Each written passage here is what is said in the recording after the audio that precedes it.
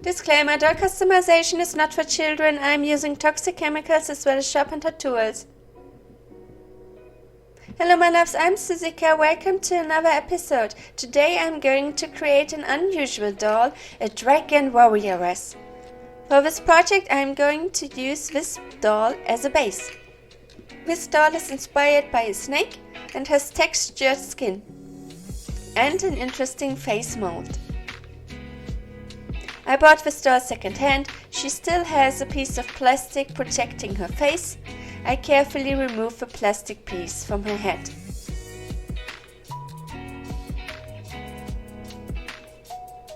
Next, I am going to cut her hair as close to the scalp as possible. Her hair is not in good condition. I am going to reroot this doll's head. Next, I am going to fix the doll's loose hip joints. For that I add a drop of super glue to the hip joint, then move the leg until the super glue has fully dried. This is very important. Once I have fixed one leg, I repeat the process on the other leg. I add a drop of super glue and then move the leg until the glue has dried. Next, I bring water to a boil, then soak the doll's head in the hot water for 10 minutes. This will soften the vinyl and the glue inside the head. I can now easily remove the doll's head from her neck pack. With an old screwdriver, I scrape the inside of the doll's head and loosen glue and hair roots inside the head. With needle nose pliers, I remove glue and hair roots from inside the doll's head. Next, I soak a cotton pad in pure acetone and remove the printed on face. Now I am going to reroot the doll's scalp. For that I need a rerooting tool and doll hair. I am using synthetic doll hair for this project. I am going to give this doll orange, light blonde and black hair. I start by rerooting the doll's hairline.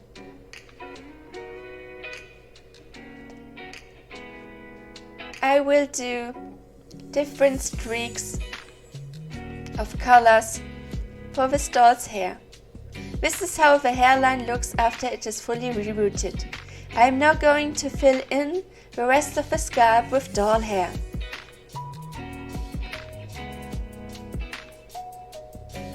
I like to use different colors for a doll's hair.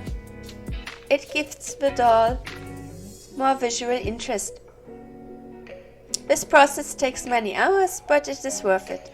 This is how the doll looks with her hair fully rerooted. I am now going to add glue to the hair roots inside the head to secure the hair. Use thick glue for this and spread the glue inside the doll's head with a brush. Let the glue dry overnight or 2 days. Once the glue has dried, I carefully brush the doll's hair. I then pour boiling hot water over the doll's hair to straighten it. Next, I am working on the doll's body. I dry brush golden acrylic paint over the skin texture. I let the paint fully dry, then seal it in with a layer of Mr. Super Clear sealant spray.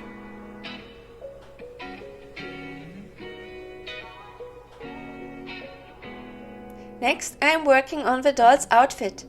I cut panties out of black felt, then close the panties around the doll's hips with glue.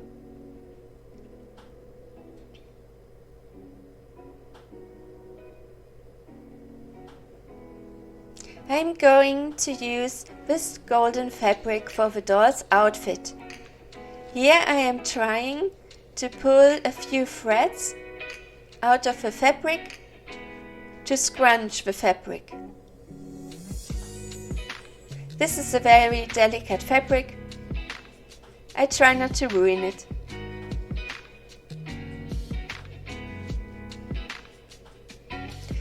As this doll is going to be a warrioress, I want to give her an interesting outfit. Something she could wear in a fight.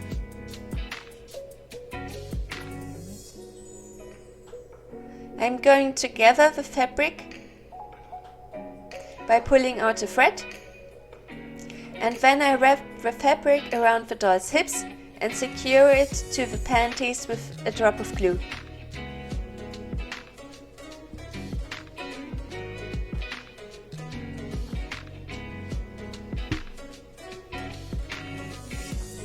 I then let the glue fully dry. I bought this golden fabric and thought I am going to make a skirt out of it, an overskirt for the doll's outfit. But I used the wrong glue for this, and the glue melted the golden layer of paint on the fabric, so the skirt doesn't look very nice. As you can see here, it has spots. I thought I could cover the spots somehow, so I close the overskirt around the doll's hips and secure it with a drop of glue, but I later remove the golden skirt. My doll needs an overskirt, so I cut another piece out of the golden fabric and I gather the material to create ruffles. I then gather the fabric with needle and thread.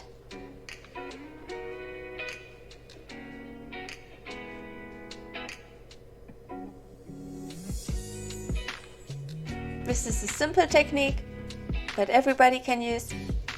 I then wrap the overskirt around the doll's hips and tie the thread into a tight knot, and the overskirt is done. Next, my doll needs a top to cover her breasts. For that, I am adding golden acrylic paint to her bust. Later, when the paint has dried, I add a layer of glossy varnish and I let this dry.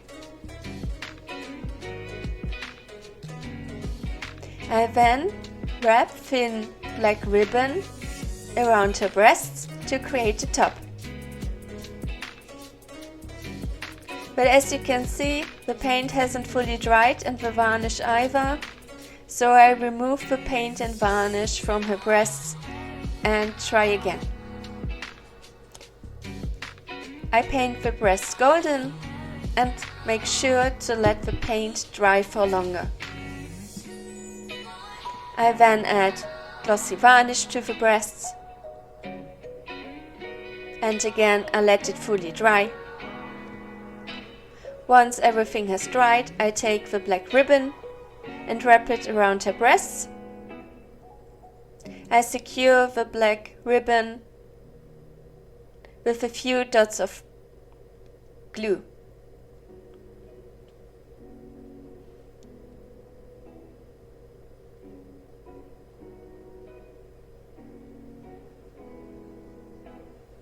I then cut the ribbon once I am finished. Next, I tie a bow around the doll's leg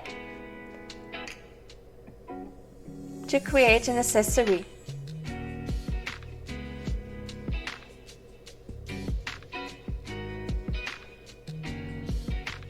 I think this looks cute.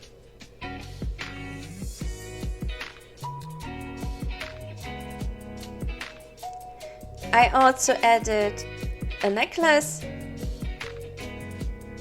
and bracelets and 2 black sandals. Next, I am adding black ribbons to the tulle overskirt. I secure each ribbon with a drop of glue, and I make sure the glue doesn't stick the different layers of fabric together.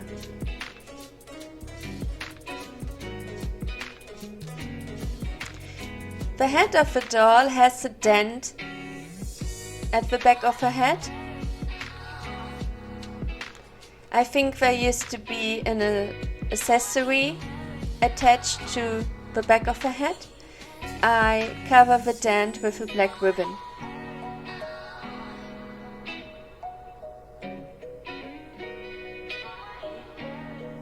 I have prepared the face of the doll with 2 layers of Mr. Super Clear sealant spray, and now I am adding pastels to the skin to make it look more alive. I smudged the forehead of the doll with pastels, and I'm trying to remove the pastels with a kneaded eraser. That didn't work so well, so I'm going to sand down the stain with a nail buffer. I always start my face-ups with the pastels. I'm using red pastels for her cheeks and forehead.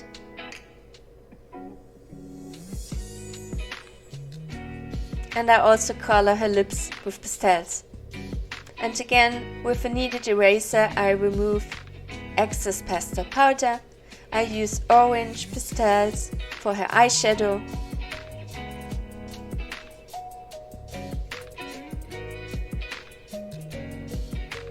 The most important thing when doing a doll face-up is patience. You will have to add pigment in different layers. So whenever I want to build up opacity of my colors or save my progress, I add a layer of sealant spray. Let the sealant spray dry for at least 15 minutes.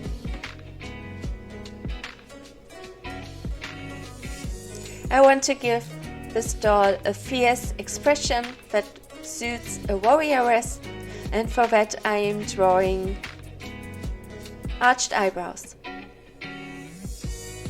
I also start framing the eyes with a brown watercolor pencil.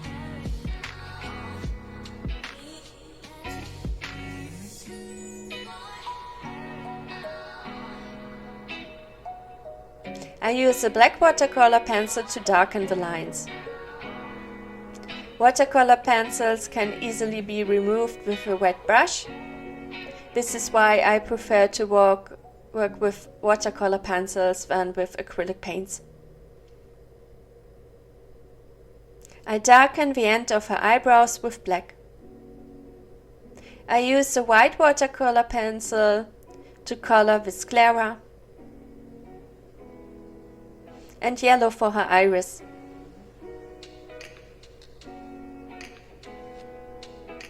I outline the iris with a brown watercolor pencil.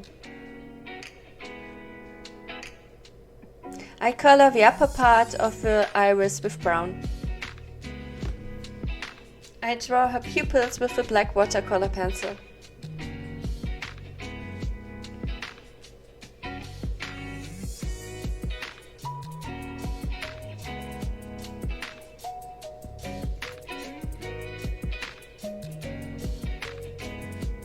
Here I am adding black soft pastels to her eyeshadow.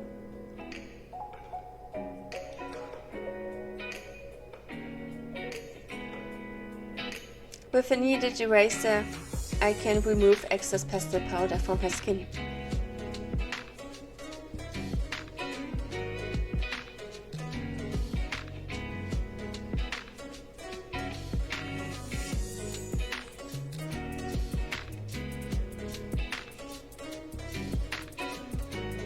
I add metallic watercolor paint to her iris.